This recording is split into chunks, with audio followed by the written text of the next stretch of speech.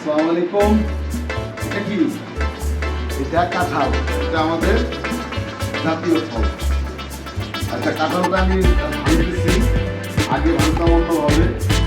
আমার এক বন্ধু গাজীপুরের, ওর কাছ থেকে কাঁঠাল ভাঙা শিখছি।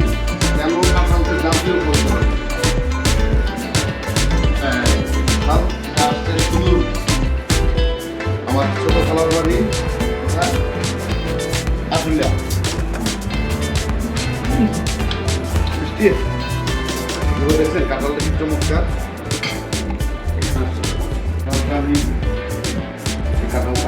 তবে কাঁঠালের বিচি সবার কি এখন বলেন, কাঁঠাল খাবে না বিচি পছন্দ, তো বিচি কোথায় পাবো?